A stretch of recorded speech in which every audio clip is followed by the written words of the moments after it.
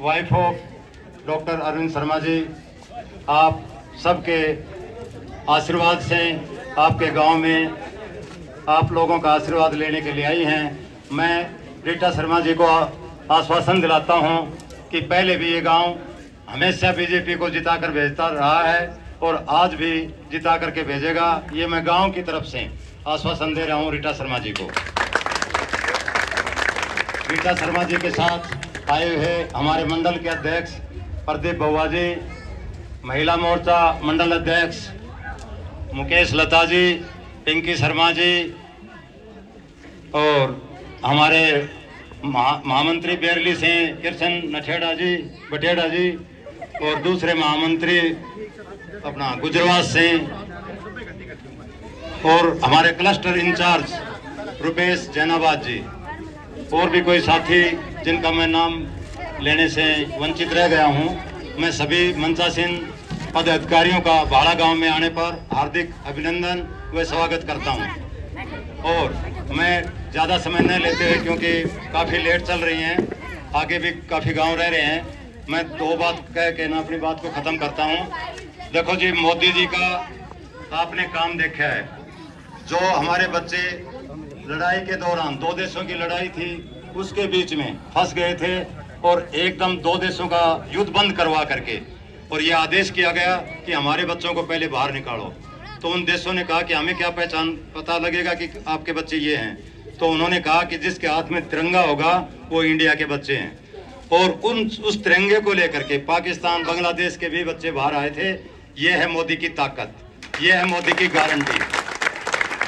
और ऐसे ही जितने फैसले ले रखे हैं, चाहे वो 370 धारा हो, चाहे राम मंदिर हो, चाहे 3 तलाक हो, चाहे आयुष्मान कार्ड हो, अनेकों योजनाएं हैं, लेकिन मैं ज़्यादा समय नहीं लूँगा, आप सबको पता भी है। तो मेरा हाथ जोड़ करके निवेदन है कि ज़्यादा से ज़्यादा भाड़ा गांव से बीजेपी को जिताएं और अरविंद शर्मा का जो मत है वो नरेंद्र मोदी को दें। कमल के फूल वाला बटन दबा करके अरविंद शर्मा को जिताएं। धन्यवाद। बहुत बहुत धन्यवाद सरदार सिंह बाला जी, हमें अनुग्रहित किया और हमारा ऐसे ही मार्गदर्शन करते रहे। अब मैं अनुरोध करूंगा, जिस कड़ी का आप सभी को इंतजार था मैडम रीता शर्मा जी को, वो हमें जो हमारी ऊर्जा है उसमें और अधिक संचार करें। जोरदार तालियों से स्वागत।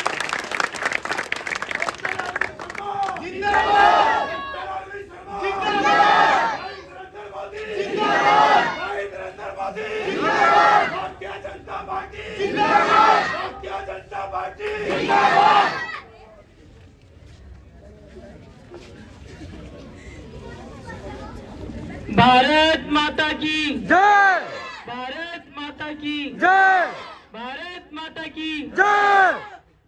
सरदार सिंह भाला जी और मंच पर सभी मेरे सम्मानित वरिष्ठ कार्यकर्ता, सभा में उपस्थित आदरणीय बुजुर्ग, मातृशक्ति, युवा शक्ति, आप सभी को मेरी राम राम। राम राम। आप सबसे पहले आपने मुझे जो मान सम्मान दिया उसका मैं बहुत बहुत आभार व्यक्त करती हूँ। इस सभा में आना डॉक्टर अरविंद शर्मा को था, कारणवश, क्योंकि रोहतक में आज हमारे नड्डा जी का रोड शो हुआ तो डॉक्टर अरविंद शर्मा को उनके साथ रुकना पड़ा और इस कारण वो आपके बीच उपस्थित नहीं हो पाए। इसके लिए क्षमा प्रार्थी हैं। दूसरा, कल आपके यहाँ 22 को एक रैली है कोसली अनाज मंडी में, तो आप सभी को उसमें बहुत संख्या में हाजिर होना है। डॉक्टर अरविंद शर्मा को वहाँ कुछ मीटिंग भी थी उसके लिए, तो भी उनको वो नहीं आ पाए। अब ये चुनावी सभा है, आप सभी को पता है 25 मई को लोकसभा का चुनाव है। ये देश का चुनाव है, प्रधानमंत्री का चुनाव है, ये देश हित का चुनाव है। आपने क्या चुना है? अपना प्रधानमंत्री। और हमने तो पहले ही चुन लिया है, किसको? मोदी को। आएगा तो अब की बार तो आप सबने अपना मन बना लिया है, क्योंकि मोदी जी एक ऐसे प्रधानमंत्री हैं जिन्होंने ना केवल हमारे देश में अपना मान सम्मान बढ़ाया और बाहर भी आज हम जब बाहर जाते हैं, विदेशों में जाते हैं, हमारा सीना गर्व से चौड़ा हो जाता है जब हम कहते हैं हम भारतीय हैं। वो पूछते हैं मोदी के देश से हो, और हमारा पहले मान सम्मान नहीं होता था जो आज मोदी के कारण होता है।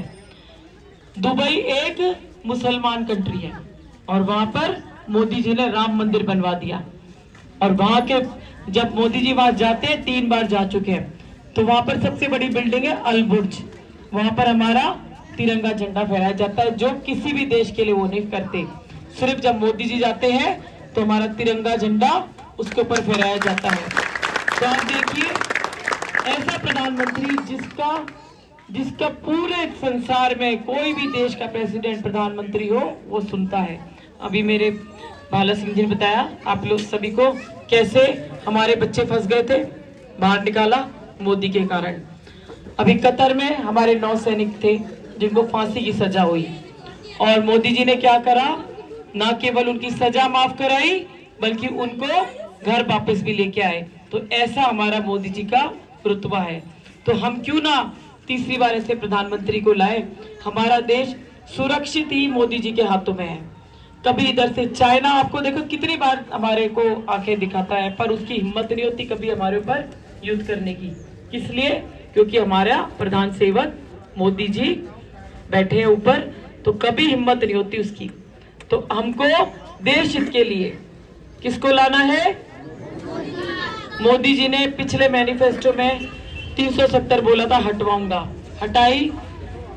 फिर उन्होंने कहा मैं राम मंदिर बनवाऊंगा, बनवाया। और अब उन्होंने कहा है मोदी की गारंटी। आप सभी ने सुनी होगी मोदी की गारंटी। इस बार 24 गारंटी है उनकी, 24। कांग्रेस कहती है ये पिछले कितने सालों से गरीबी हटाओ, गरीबी हटाओ, गरीबी हटाओ, आज तक गरीबी रेखा यूं की हुई बनी हुई थी। 10 साल से मोदी जी जब आए उन्होंने नियरली 25 करोड़ गरीब परिवारों को गरीबी रेखा के ऊपर हटाया है। उनकी पहली गारंटी ही गरीबों के उत्थान की है, और अगले 5 सालों में इसको वो डबल करेंगे। नारी सशक्तिकरण की गारंटी, किसानों की गारंटी, युवा शक्ति की गारंटी, ऐसे 24 गारंटी है। आप हमारा संकल्प पत्र जरूर पढ़ें, उसमें आपको पता लगेगा कि 10 साल मोदी जी ने क्या काम करे हैं और आगे वो 5 साल क्या करने वाले हैं। मोदी जी ने अपना विकास का जो पहिया है उसका विकास का ढांचा 2047 तक बना रखा है। जब हम 100 साल हमारे आजादी को पूरे हो जाएंगे, जब तक का रोड मैप प्लान उनके पास है। तो सोचो हमारे प्रधानमंत्री कितने आगे की सोचते हैं। हम तो सोचेंगे 2024 से 2029 तक, 5 साल नहीं, उन्होंने 2047 तक, जब हम 100 साल आजादी के पूरे हो जाएंगे। तो आप ऐसे प्रधानमंत्री को जो 24 घंटे में से 20-20 घंटे हमारे लिए काम करते हैं। आप और मैं किसका परिवार है? मोदी जी का परिवार है। और मोदी जी किसके लिए काम कर रहे हैं? हमारे लिए। तो ऐसे प्रधान सेवक को जो दिन रात हमारी सेवा में लगा रहता है, देश की सेवा में लगा रहता है, उनका अपना कोई परिवार नहीं है, हम ही उनका परिवार है। और दूसरी तरफ विपक्ष पार्टी है, उनका एक ही परिवार है, ऊपर गांधी परिवार और हरियाणा में हुड्डा परिवार। कौन आगे आता है? राज्यसभा का पर्चा निकला, किसने भरा? दीपेंद्र हुड्डा ने। जब फिर अभी एमपी का पर्चा निकला, किसने भरा? दीपेंद्र हुड्डा ने। वो एमपी है और फिर भी चुनाव लड़ रहा है। क्या जरूरत है आप सोचो चुनाव लड़ने की? अब अगले 6 महीने बाद एमएलए का पर्चा निकलेगा, कौन भरेगा? दीपेंद्र हुड्डा। फिर चीफ मिनिस्टर का निकलेगा, कौन भरेगा? दीपेंद्र हुड्डा। तो क्या आप समझ सकते हैं, परिवार में एक ही आदमी को आगे बढ़ना चाहिए। 55 साल 60 साल हो गए उनको राजनीति करते हुए, उन्होंने कभी किसी को आगे नहीं आने दिया। और दूसरी तरफ बीजेपी पार्टी है जहां एक कार्यकर्ता भी मुख्यमंत्री बन जाता है। तो आपको ऐसी पार्टी का साथ देना है जहां सबका मान सबका सम्मान होता है, सबका साथ सबका विकास होता है। तो आप सभी ने, समय कम है, बोलने को बहुत कुछ है, आपसे बस निवेदन करती हूं कि 25 मई को कमल का बटन दबाना है, पहले नंबर का बटन है, और मोदी जी को लाना है। और डॉक्टर अरविंद शर्मा को तीसरी बार, मोदी जी को तीसरी बार सरकार बनाना है, और डॉक्टर अरविंद शर्मा को 5वीं बार संसद पहुंचाना है। और रैली में आप ज़्यादा से ज़्यादा संख्या में पहुंचे।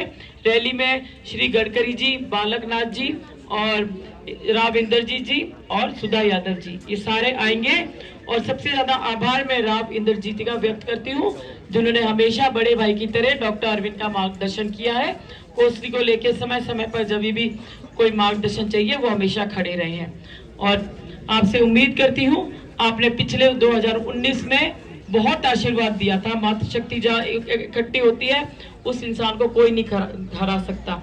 इस बार भी आप सभी का आशीर्वाद अपने बेटे, अपने भाई डॉक्टर अरविंद शर्मा के लिए चाहिए और आप उन्हें दोबारा से संसद पहुंचाइए। धन्यवाद।